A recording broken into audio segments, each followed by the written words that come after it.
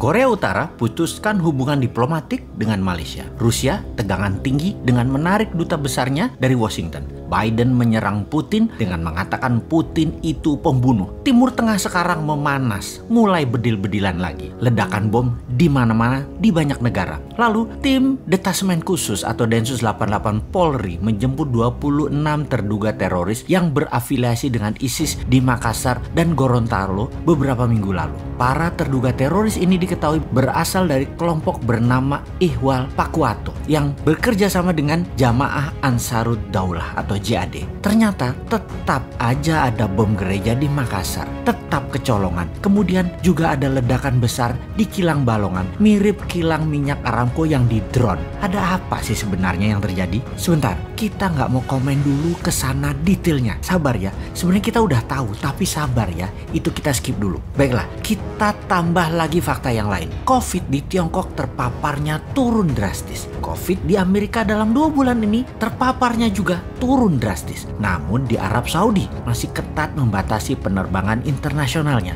Masih selected karena COVID merajalela lagi. Bahkan di Tanzania lockdown. Negara Eropa Barat seperti Spanyol, Inggris, Prancis, Italia masih juga selected international visitor karena masih pandemik. Jenis baru lagi pandemiknya. Banyak di negara besar dan negara penting di dunia ini ternyata COVID belum bisa turun drastis di sana. Sehingga efek perlambatan ekonomi menjadikan mendung ekonomi di Eropa, di Afrika, di Asia. Pastinya di dunia di tahun 2021 ini mendung ekonominya. Bagaimana kita melihatnya hal ini yang lama kita sudah mengatakan dalam analisa Sontoloyo ala Bosman itu. Ketika globalis di belakang Biden CS Partai Demokrat Amerika, maka globalis menguasai 2 negara besar, Tiongkok dan Amerika. Keduanya diadu adalah Tiongkok CS yaitu One Belt One Road versus High Road-nya Amerika CS. Kemudian dunia dibuat gonjang-ganjing di mana instrumen perang yang terbesar adalah perang militer, yang terkecil adalah perang sel atau biasa disebut Terrorist Act mulai dipakai lagi. Mulai terjadi semua kan saat ini. Dunia ini semua sedang berperang melawan virus sebenarnya. Dunia sedang berperang aslinya tuh melawan siapa? Melawan globalis karena emang dimainkan oleh globalis. Alatnya mereka yaitu 2 negara besar tadi, Amerika dan Tiongkok. Kemudian perang militer dan berbagai penyakit disebabkan oleh virus seperti Ebola, Cikunya, dan Corona. Disinilah cara bernegara Indonesia ditantang ke limit, ke batas kemampuan maksimum pemimpinnya, ke batas kemampuan maksimum politikusnya, dan ke batas kemampuan pejabatnya. Jadi apa yang terjadi di Indonesia saat ini seharusnya yang harus dilakukan? Kita tahu bahwa bentuk negara Indonesia bukan lagi seperti apa yang Founding Father Indonesia ini dibuat di awal pada saat Indonesia menyatakan dirinya menjadi negara. Indonesia ini bangsanya jadi dulu yaitu di tahun 1928. Baru negaranya lahir Indonesia itu yaitu di tahun 1945.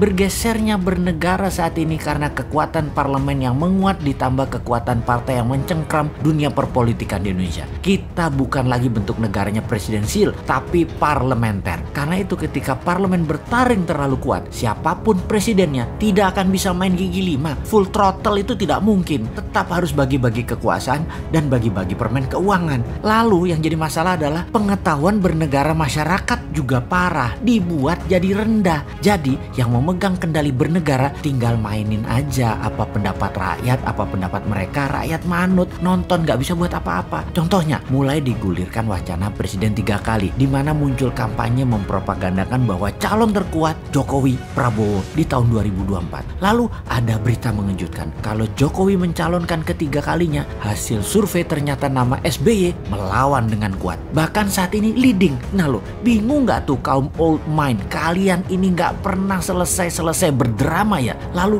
kaum new mind bagaimana? Diam aja sih saat ini. Incumbent dan oposisi menari-nari seakan-akan bisa membuat Indonesia berdaulat.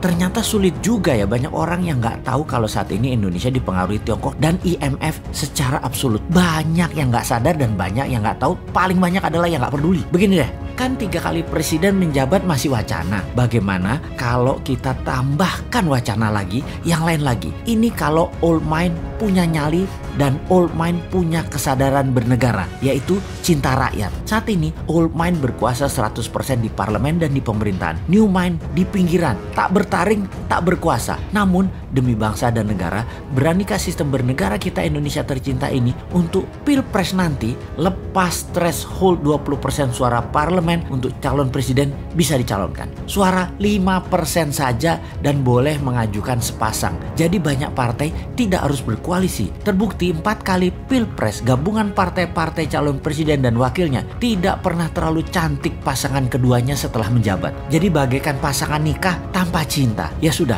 sekarang kita usulkan suara parlemen turunkan dari 20% ke 5% untuk ambang batas calon presiden dan langsung bisa mengajukan sepasang. Syarat berikutnya, total paslon pasangan calon tidak boleh 7 pasang dengan menghitung suara parlemen dari suara terbanyak. Jadi apa yang terjadi? Misalnya pasangan PDIP dan Gerindra, Pak Jokowi dan Pak Prabowo itu sudah 30% suara parlemen. Tapi masing-masing ternyata kreatif. Masing-masing mencalonkan diri sendiri. PDIP mencalonkan Ganjar dan Puan. Gerindra mencalonkan Pak Prabowo dan Pak Sandi Uno. Kemudian Golkar mencalonkan Erlangga dan Tito. Golkar bisa calonkan sendiri tentunya. Partai Demokrat Perjuangan mencalonkan SBY dan AHY. Demokrat KLB mencalonkan Muldoko dengan Ahok. Nasdem Pak Surya Paloh dengan Ridwan Kamil. PKS Anies dengan Habib Rizik. PKB Caimin dengan Deddy Corbuzier. PAN P3 mencalonkan Gatot dan Din Samsudin. Siapapun itu silahkan bertanding. Mainnya nanti 2 babak jika tidak ada pemenang yang mendapatkan suara 50% plus 1 suara. Jadi